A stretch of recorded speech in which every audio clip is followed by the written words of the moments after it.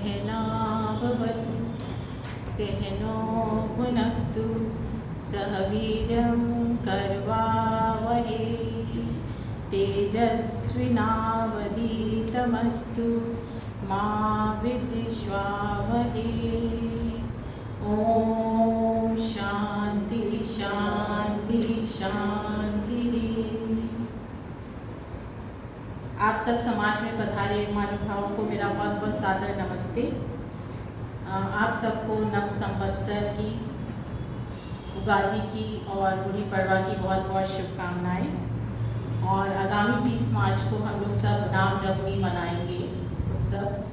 तो रामनवमी के अवसर पर मैंने सोचा क्यों ना हम सब मिलकर रामायण में वाल्मीकि जी ने जो राम के गुण बताए हैं उनको हम समझें और उनको अपने जीवन में आत्मसात करने का प्रयास करें, क्योंकि वही एक तरीका है हम रामनवमी सही मायने में मना सकते हैं। राम को हम ईश्वर तो नहीं मानना चाहिए, हम भगवान मानते हैं और हम उसके रास्ते पर चल सकते हैं। तो आगे बढ़ने से पहले हम समझते हैं कि ये जो रामायण ग्रंथ है या महाभारत ग्रंथ है, इनको हम ऐतिहासिक ग्रंथ कहते हैं अपनी संस्कृत साहित्य परंपरा में, भारतीय परंपरा में। तो इसमें हमारे मीनिंग से इतिहास का क्या अर्थ होता है? Is it equal to history, जो आज हम हिस्ट्री पढ़ते हैं? तो इतिहास का अर्थ होता है इतिहास्ते अस्मिन्, जो जैसा हुआ था वैसा। इसके लिए वाचस्पति में बहुत अच्छा एक श्लोक आता है जो बताता है कि हमारे जो भारतीय ग्रंथ हैं उनमें इतिहास कैसे बताया जाता है। तो श्लोक है धर्मार्थ काम मोक्षम। अभी जो मैंने आपको वो पेजेस दिए उनमें ये सब नहीं है, तो मैं उस पर आऊंगी। तो श्लोक है धर्मार्थ काम मोक्षाणाम उद्देश्यम संवितम पूर्ववृत्त कथा युक्तम हासम प्रचक्षस्ते। तो कैसा इतिहास क्या है? इतिहास है जिसमें धर्म अर्थ काम मोक्ष का उपदेश दिया हो, संवित हो, और वो पूर्ववृत्त कभी हुआ हो और कथा रूप में बताया जा रहा हो, उसे इतिहास कहते हैं। तो जैसे रामायण है वो, उसमें राम का जो कहानी है वो बताई गई है। वो उस कहानी का उद्देश्य क्या है? उसका उद्देश्य ये नहीं बताना कि राम इतने 1000 साल पहले पैदा हुए थे, वो इतने वर्ष के थे जब उनका विवाह हुआ। ये सब बातें आती हैं और उसमें बहुत कंट्रोवर्सी भी चलते रहती है, लेकिन ये प्रश्न नहीं है। उसमें क्या है? हमें इस ग्रंथ का उद्देश्य कि हमें धर्म अर्थ काम और फाइनली मोक्ष के रास्ते पे ले जाए। तो ये हमारे जो ऐतिहासिक ग्रंथ हैं, चाहे वो रामायण हो चाहे महाभारत हो, उनका उद्देश्य है। इसलिए बहुत आवश्यक है कि हम अपने ये ऐतिहासिक ग्रंथों को पढ़ें और हमको एक क्लैरिटी रहनी चाहिए कि हम जब इतिहास, जैसे हम धर्म बोलते हैं तो dharma is not equal to religion. Religion का अर्थ क्या होता है? मजहब। हमारा जो सनातन धर्म है वो धर्म है, कोई मजहब नहीं। उसमें बहुत सारे संप्रदाय आ गए हैं, वो संप्रदाय हैं, लेकिन हमारा धर्म है। धर्म क्या है? जो मनु ने अपने 10 धर्म के लक्षण बताए हैं। वैसे ही जो भारतीय इतिहास है is not equal to history. ये हमारे को समझ आ जानी चाहिए, और जब ये समझ आ जाएगी तो हम बहुत सारे क्वेश्चनों के आंसर दे पाएंगे।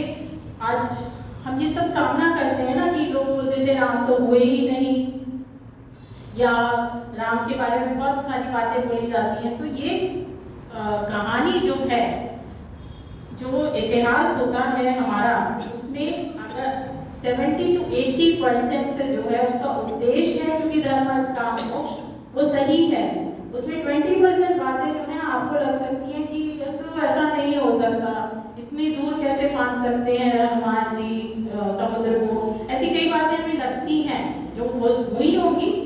आज हम उसे वैज्ञानिक रूप से अगर हम नहीं मान पा रहे हैं, तो वो बातें अगर हम हटा दें तो हमारा क्या उद्देश्य है इस इतिहास का? तो इस इतिहास का उद्देश्य है धर्म अर्थ काम मोक्ष को प्राप्त करना। अब प्रश्न उठता है कि हम राम को चरित्र क्यों पढ़ें? अगर आप जब राम और सीता जी का विवाह हो रहा था, बालकांड में आता है, तो दोनों राजा जो हैं, राजा दशरथ और जनक जी, अपनी लीनेज बताते हैं। तो राजा दशरथ जो हैं ब्रह्मा से लेकर रामचंद्र जी तक, रामचंद्र जी 39वें वंशज थे। तो इतनी बड़ी लीनेज बढ़ाते हैं, जो मैं आपके सामने थोड़ा सा पढ़ती हूँ। ब्रह्मा, मरीचि, कश्यप, विश्वान, मनु, इक्ष्वाकु, ये सारे नाम आपने सुने हुए हैं। इक्ष्वाकु वंश बोला जाता है उनका। फिर बहुत सारे हैं, बीच में त्रिशंकु आते हैं, वो भी हमने पौराणिक कथाओं में उनका नाम सुना है।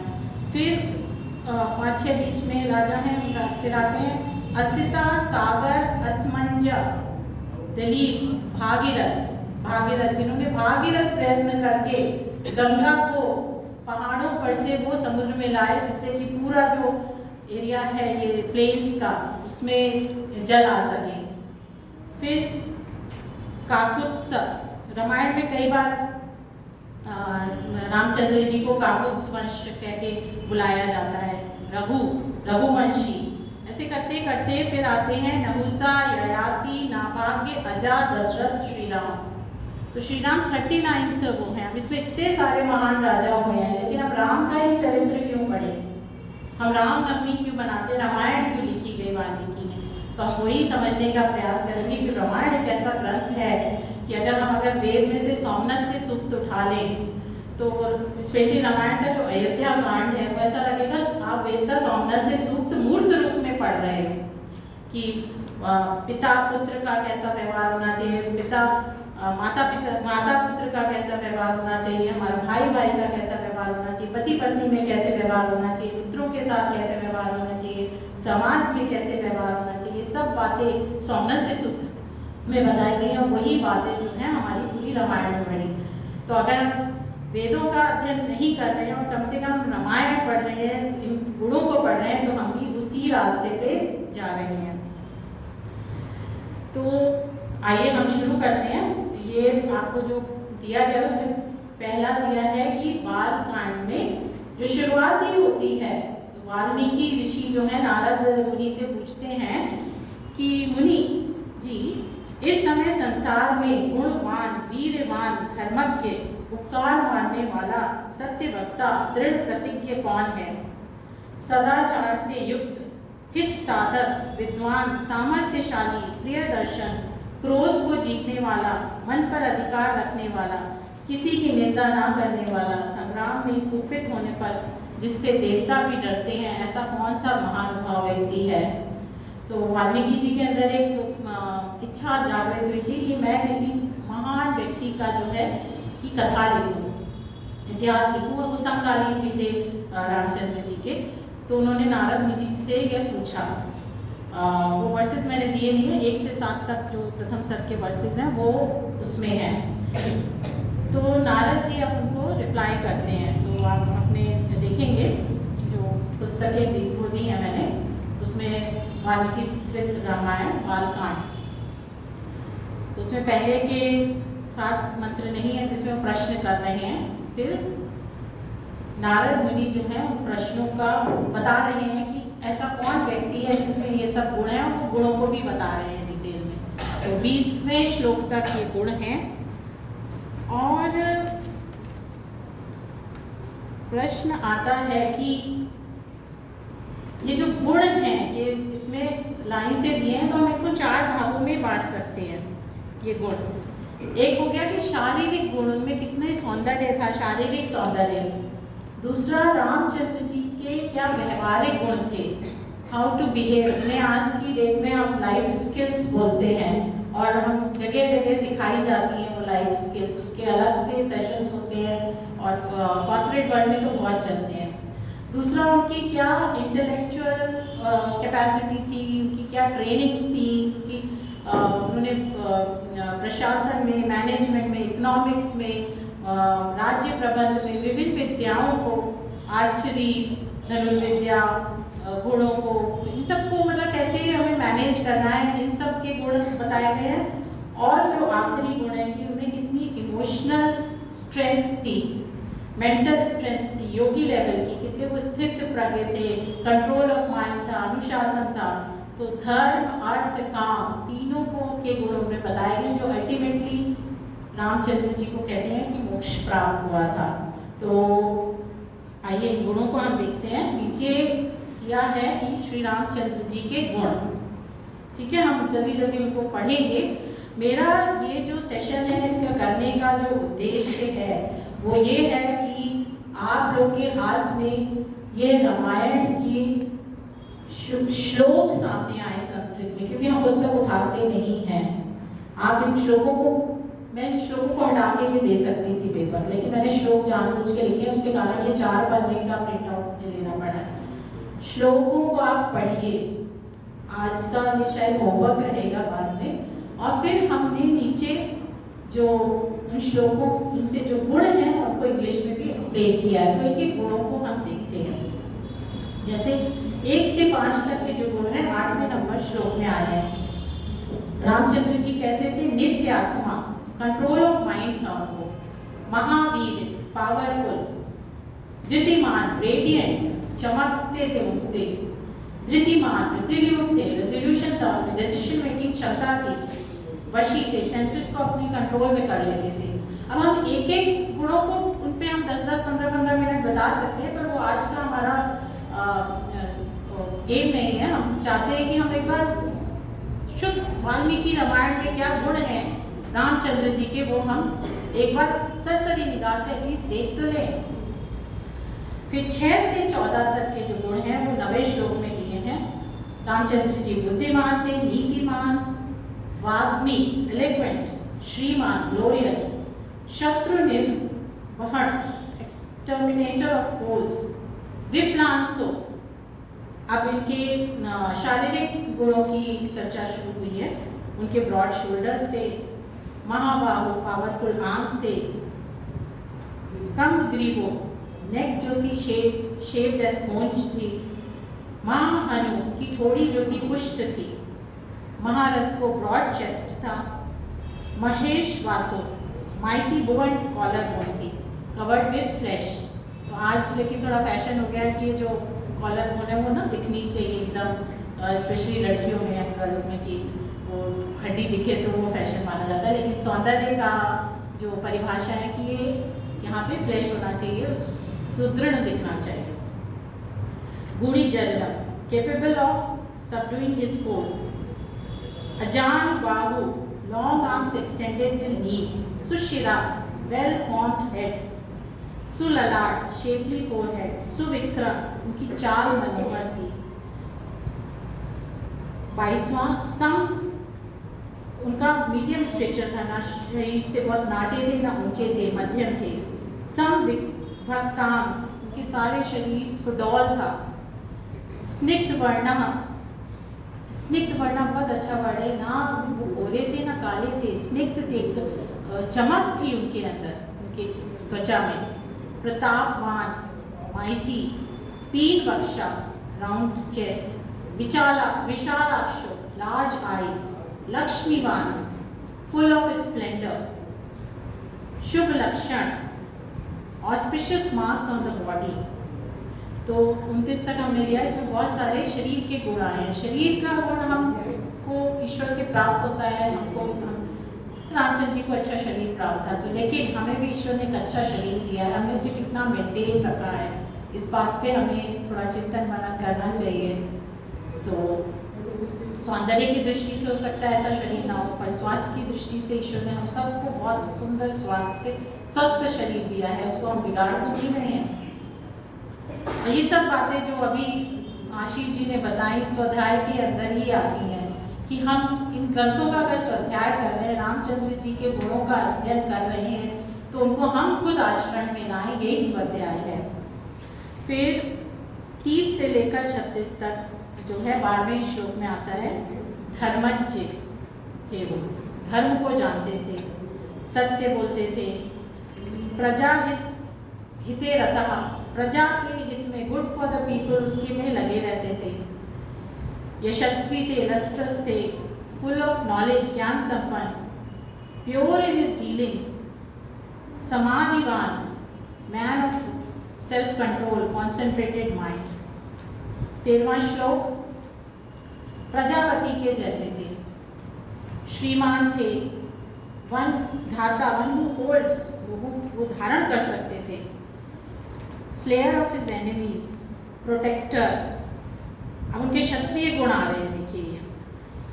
Staunch defender of dharma, vindicator of his own virtues and protector of his people. 44th पढ़ रही हूँ मैं। फिर अब उनका अध्ययन अध्यापन क्या हुआ है? वेद वेदांग तत्वज्ञ, knowing truth of Veda and Vedanta. 46th, master in archery. 47th, knows all scriptures, स्मृतिमान, शार्प मेमोरी। प्रतिभावान, आप लोग भी चाहिए तो साथ साथ बोलिए, प्रतिभावान, टैलेंटेड, सर्वलोकप्रिय, पॉपुलर इन वर्ड्स। साधु, दीनात्मा, पायस, विचक्षण, हाई माइंडेड, बातचीत में बहुत चतुर थे। 16वें श्लोक पे 53 से 56, सर्वदा विगत सदभि, समुद्र ईव संदुभि। उनको जैसे नदियां जो हैं समुद्र की तरफ जाती हैं, ऐसे ही उनके जो गुण थे उनके कारण अच्छे लोग, सज्जन पुरुष उनकी तरफ आते थे। आप देखेंगे जैसे हमारे यहाँ पर आचार्य लोग आते हैं, उनके अंदर जो गुण होते हैं उसके कारण कितनी यहाँ पे लोग इकट्ठे हो जाते हैं। तो ये गुण उनके अंदर था। आर्य, नोबल थे, लाइक्ड बाय एवरीबॉडी। उनका जो दर्शन था बहुत प्रिय था, उनको देख के लोग जो है खुश हो जाते थे, प्रसन्न हो जाते थे। उनके अंदर बहुत सारे एक्सीलेंट स्किल्स थी। माता कौशल्या के आनंद वर्धक थे। 59 देखिए, बहुत सुंदर है। अब उनके जो अंदर की आत्मा मन के लेवल के जो गुण थे वो बताए जा रहे हैं। उनके अंदर का समुद्र के समान उनमें गंभीरता थी, गांभीर्यता, प्रोफाउंडिटी थी। हिमालय के समान उनमें धैर्य था। विष्णु के समान उनके अंदर वीर्य था। उनके जो, उनको देख के जैसे चंद्रमा को देख के प्रसन्नता होती है, वैसी प्रसन्नता होती थी। अब क्रोध की बात आई थी कि कैसा क्रोध करना चाहिए। उनका क्रोध कैसा था? मन्यु स्वरूप क्रोध था।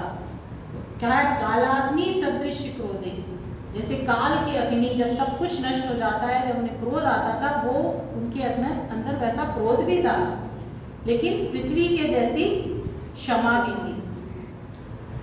धन में कुबेर जिस तरह धन दे देते थे, उस तरह वो धन वाले थे और देते थे दूसरों को। और इस तरह वो हमेशा धर्म को स्थापित करते थे। तो ये बहुत सारे गुण जो हैं प्रथम सर्ग में, बालकांड में नारद जी बताते हैं वाल्मीकि को। और हम देख सकते हैं कि ये सारे गुण हमारे अंदर हैं कि नहीं है, तो किस मात्रा में हम कैसे आगे बढ़ सकते हैं। लेकिन अभी आगे इंटरेस्टिंग आता है कि जब रामचंद्र जी को दशरथ युवराज बनाना चाहते हैं, जो अगले सर्ग में है अयोध्या कांड में, उसमें आता है बहुत अच्छा कि वो सोच रहे हैं कि अब मुझे जो है युवराज बना देना चाहिए। तो तब वो राम के गुणों को सोच रहे हैं, और वहां पे देखिए राजा के अंदर क्या गुण होने चाहिए, उस परिप्रेक्ष्य में वो सोच रहे हैं। और बहुत ही ऐसे गुण हैं जो आज हम मैनेजमेंट में अपना यूज कर सकते हैं।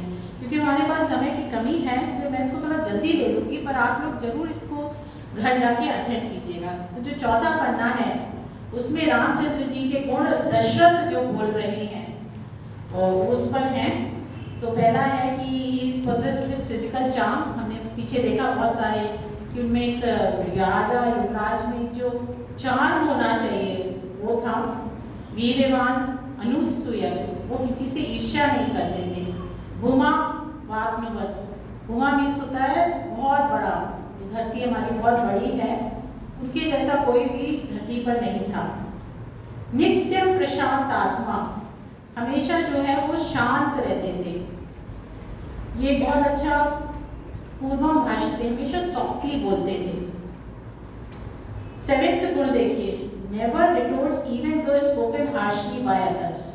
दूसरे अगर थोड़ा उच्च स्वर में या गलत बोलते थे तो भी वो शांत रहते थे, वैसा नहीं बोलते थे। और हम अपने को उससे अगर कंपेयर करें,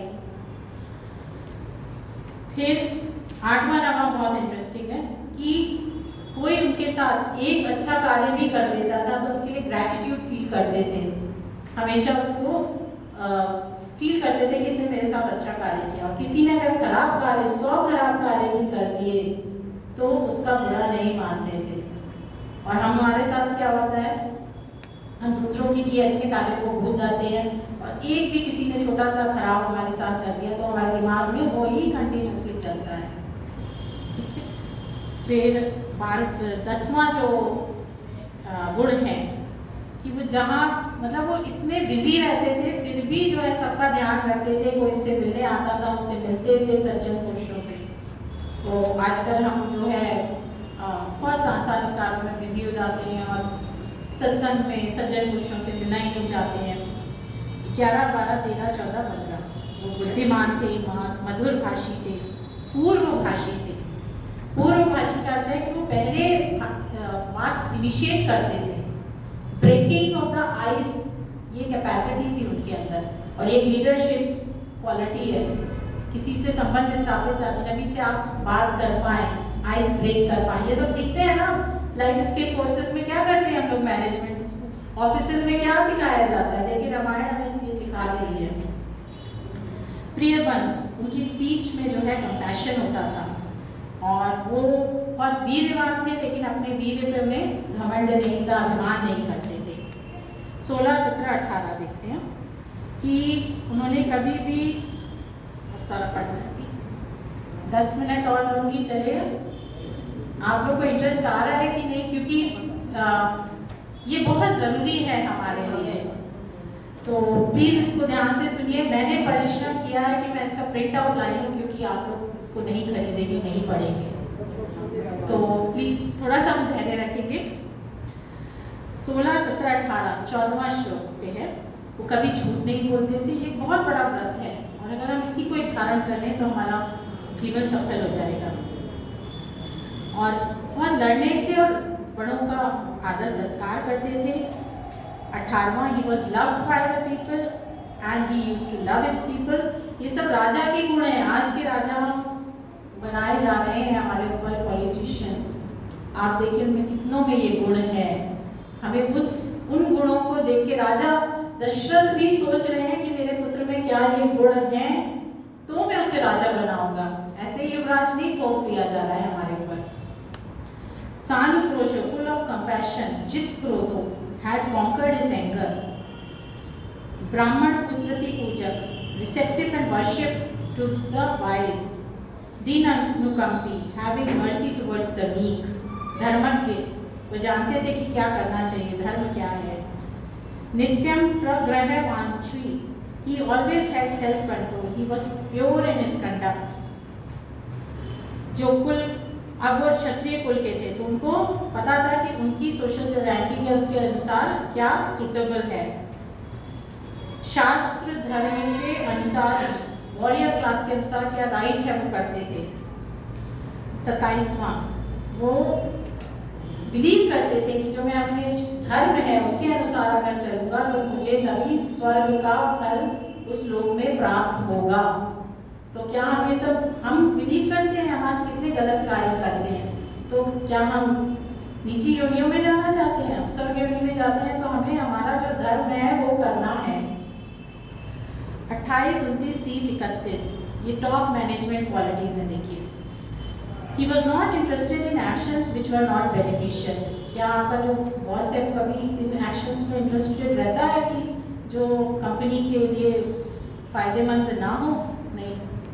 तो जो हमारे लिए लाभकारी नहीं है उसमें वो एक्शंस को वो इंटरेस्ट ही नहीं लेते थे। स्कॉलर तो वो थे ही। He had no taste in tales opposing righteousness. जहाँ भी गलत बातें आती थी उसमें कोई भी वो बात में हिस्सा ही नहीं लेते थे, वो बात को आगे बढ़ाते ही नहीं थे। और उनमें एलोक्वेंस कितनी थी, बोलने की क्षमता, like Vachaspati. His speeches contained a series of strategies for action. उनकी जो स्पीचेस होती थी उनमें एक्शन के लिए जो स्ट्रेटजीज बनती थी, एक्शन क्या लेना है, यही तो आज कंपनीज में होता है। एक लक्ष्य है, उसके लक्ष्य के प्रति हमारी क्या स्ट्रेटजीज होनी चाहिए, क्या एक्शन होना चाहिए। 32, 33, 34, 35, 36 देखते हैं। ये ग्रेट लीडरशिप क्वालिटीज हैं। आरोग्य था, एक लीडर को हमेशा स्वस्थ रहना चाहिए। Good speaker, possessed robust body, right place right time for the action, उनको पता था क्या करना है। 36 देखिए, he knew worth of every individual appearing before him, उनके सामने जो भी लोग आते थे वो उनकी वर्थ को जानते थे, और जब एक राजा वर्थ को जानेगा तब वो जो है अच्छा प्रशासन कर सकेगा। जैसे हमारे मोदी जी जानते हैं जयशंकर प्रसाद जी की क्या वर्थ है, उनको फॉरेन मिनिस्टर बनाना चाहिए था। तो इस तरह राजा को पता होना चाहिए कि मेरे जो साथी हैं क्या वर्थ है, ऐसे हमें भी एक दूसरे की वर्थ पता होनी चाहिए, तब हम आगे एक साथ बढ़ सकते हैं। तो उनके अंदर एक क्वालिटी थी कि वो समझ सकते हैं, उनके अंदर बहुत सुपीरियर क्वालिटीज थी। फिर हम देखते हैं, थोड़ी मैं स्किप कर देती हूँ, आइए हम 47 ऑनवर्ड्स देखते हैं। उनके अंदर ट्रुथ को जानते थे वो, स्मृतिवान थे, की मेमोरी थी, प्रतिभावान थे, उनके अंदर इंसाइट था, ये प्रतिभा थी कि वो एक दूरदर्शी थे, सोच सकते थे। और 51, 52, 53, 54 देखते हैं। निवृत्ता, मॉडेस्ट और हम्बल रहते हैं हमेशा, जैसे विद्या ददाती में क्या बोला था आशीष जी ने, तो उनके अंदर मॉडेस्टी थी। युवराज हो जाने के कारण एक हॉटीनेस नहीं थी, एक अहंकार नहीं था जो आज बहुत सारे युवराजों में देखने को मिलता है। संवत वृत्तकारों और गुप्त मन, वो सीक्रेट रख पाते थे अंदर, जो उनके भावना मन वो चल रहा है ऐसे उत्तेजित होकर उसको सबको बता नहीं देते थे, सोचते समझते थे। सहायवान, वो दूसरों की मदद करते थे। और दूसरा क्या था, उन्होंने सहायता भी दी थी। देखिए वो इतनी बड़ी आर्मी उन्होंने बनाई, उनके पास कुछ नहीं था, सबको साथ लेकर उन्होंने एक आर्मी बनाई और श्रीलंका पे अटैक किया, तो सहायता लेते थे। अब यहाँ पे ये सारे गुण, सहायता लेने का गुण किसका है, एक मनुष्य का है, क्योंकि ईश्वर क्या है, असहाय है, वो किसी की सहायता नहीं लेता है। तो रामचंद्र जी हमारे जैसे मनुष्य थे, हम सब भी चाहें तो रामचंद्र जी के जैसे बन सकते हैं। अगला लास्ट पेज देखते हैं। अमोघ हर्ष, उनके जो एंगर और प्रेशर थे वो वेस्टफुल नहीं थे, अर्थात उन्हें पता था कि कब मुझे क्रोधित होना है और कब मुझे प्रसन्न होना है। ऐसा ही एक 99 तक अगर देखिए मिलता जुलता गुण है कि नास्य क्रोधम प्रसादश्च निरर्थोस्त कदाचन, his frown and favour is never purposeless. तो कभी किसी पे बिना बात क्रोध नहीं करते थे या बिना बात फेवर भी नहीं करते थे। तो उनका हर एक्शन जो होता था वो नपा-तुला होता था, उत्तेजना में नहीं हो जाता था कि अभी ऐसा करते वैसा करते, सोच समझ के हर कार्य होता था, न्यायपूर्वक होता था। त्याग संयम कालविद 56, the one who knew the timings of giving and non-giving। तो आगे हम मंत्र वो लेते हैं पॉइंट बिंदु नंबर 71, 72, 73। देखिए यहाँ पे बताया कि किस तरह उनके अंदर जो है कॉमर्स की क्वालिटी थी, इकोनॉमिक्स की, आर्ट्स की क्वालिटी थी, कि उन्हें फाइन आर्ट्स आती थी, एंटरटेनमेंट के लिए जो डांस ड्रामा ये सब आता था। विज्ञान अर्थ विभागत, he knew how to distribute wealth. Ramayana में या रामचरितमानस में एक पंक्ति आती है कि रामचंद्र जी के राम राज्य में जो जनता से टैक्स लिया जाता था वो इस प्रकार लिया जाता था जैसे जो भौरा होता है वो फूल में से रस लेता है। जब फूल में से वो रस लेता है, नेक्टर लेता है, तो वो फूल को नष्ट नहीं करता है, उसमें से वो ले लेता है रस, उसका भी लाभ होता है, फूल का भी लाभ होता है। इसी प्रकार राजा को ये पता होता है कि हमें कैसे जनता से टैक्स लेना चाहिए, तो उन्हें पता है कि how to distribute the wealth, how to take wealth. फिर 73, 74, 75 उनकी वॉरशिप फाइटिंग स्किल्स के बारे में बताता है कि he was efficient in riding, taming of elephants and horses, he new science of archery. एक जगह आता है वो अपने पिता से भी अच्छी आर्चरी कर पाते थे और उनको सब very well appreciated as the champion of archery. He attained the skill of marshalling the army and he faced and killed the enemies in the battle. तो उनके अंदर सेना को संभालने के सारे गुण थे। रामायण में बहुत सारे अस्त्र शस्त्र दिए हैं, प्रजा का कैसे मंत्रियों को कैसे बिहेव करना चाहिए। हम धीरे धीरे अगर आप लोग की इच्छा होगी तो मैं उसको ढूंढ के आप लोग को बताऊंगी, कल पढ़ाएंगे। इतना अच्छा काव्य हो ही नहीं सकता है, इतनी अच्छी बातें हैं उसमें। अब अगर हम आगे देखें आप 84 तक जो है दशरथ जी जो है रामायण रामचंद्र जी के गुणों को समझ रहे हैं, सोच रहे हैं। फिर वो जो है अपने मंत्रियों को बुलाते हैं और कहते हैं मेरी इच्छा है कि मैं रामचंद्र जी का युवराज बना दूँ। तो 85 से पूरे 100 तक जो है उनके मंत्रीगण जो हैं वो रामचंद्र जी के गुणों को अब बता रहे हैं। वो सेम रिपीटेशन ही है कि वो शीलवान है, शांत आत्मा है, कृतज्ञ हैं, जितेंद्रिय, अपने इंद्रियों को कंट्रोल कर रखा है इत्यादि, साधु है, दीनात्मा है। एक आता है 92, बहुत अच्छा, embraces his speech with smile. तो हमेशा वो जब बात करना किसी से शुरू करते थे, बात करते थे, उनकी स्माइल रहती थी।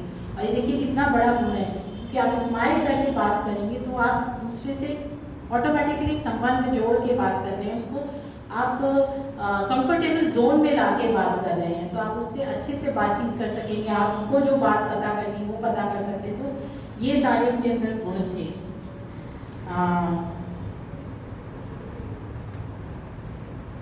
95 like Vachaspati in his arguments and counter argument skills। ये सब उनके अंदर स्किल्स थी। काउंटर आर्ग्यूमेंट मतलब मंत्रियों से बातचीत करके एक विषय पे पहुंचना। और ये स्किल्स क्यों आई? क्योंकि लिखा है कि उन्होंने बहुत ही तरीके से ट्रेनिंग ली थी ब्राह्मणों से, विद्वानों से, अपने ऋषि मुनियों से, वेदांत आदि ग्रंथों की सारी तो ट्रेनिंग उनकी बहुत प्रॉपर हुई थी। उन्होंने प्रॉपरली ट्रेनिंग ली थी। अब कोई किसी से कैसे बातचीत करनी चाहिए उसके लिए हमें न्याय दर्शन पढ़ना आना चाहिए ना। तो हम क्या लैक कर रहे हैं आज की डेट में ना, हमारी पुरानी ट्रेनिंग अच्छी हुई है, हम भूल गए हैं किस तरह हमें अध्ययन करना चाहिए। ये जीवन हमें क्यों मिला है? क्या वो भौतिक नौकरी करने के लिए, भौतिक पदार्थों को प्राप्त करने के लिए मिला है कि किस लिए मिला है हमको? अब जैसा मैं आशीष जी ने बताया उसी को आगे बढ़ाना चाहूँगी कि स्वाध्याय बहुत जरूरी है। फिर अंत में सारे कहते हैं कि हे महाराज, आप महापराक्रमी, संपूर्ण लोगों के हित में संलग्न रहने वाले महापुरुषों द्वारा सेवित पुत्र श्री राम जी का जितना शीघ्र हो सके प्रसन्नता पूर्वक राज्याभिषेक कीजिए, इसी में हम सब लोगों का हित है। तो इस तरह ये दूसरा सर्ग समाप्त तो दूसरे सर्ग का दूसरा सर्ग है अयोध्या कांड का, उसमें बोला जाता है। पूरी रामायण में बहुत जगह अलग अलग लोगों ने राम के गुणों की चर्चा की है। मैंने यहाँ 2 जगह के गुणों को ही लिया है, आगे कभी मिला तो हम उसे अवश्य लेंगे। तो आइए रामनवमी के श्रेष्ठ अवसर पर अगर हम राम जी को सही में पूछते हैं तो उनके गुणों को अपने अंदर धारण करें और ये संकल्प लें। और एक छोटी सी भजन है, हम सब साथ साथ बोलेंगे, आप सब लोगों को भी मालूम होगा बड़ा ये भजन है तो पौराणिक भजन, मैंने उसके कुछ शब्दों को बदला है और हम साथ बोलेंगे। सीताराम सीताराम सीताराम कहिए, जाहि विधि रहे राम ताहि विधि रहिए। तो लोग गाते हैं जाहि विधि राखे राम ताहि विधि रहिए। वो तो है, ईश्वर हमें जिस तरह रख रहा है हमें उसमें रहना है, लेकिन यहाँ हमें राम जी से क्या प्रेरणा लेनी है? जाहि विधि रहे राम ताहि विधि रहिए। विधि का विधान जान हानि लाभ सहिए, जाहि विधि रहे राम ताहि विधि रहिए।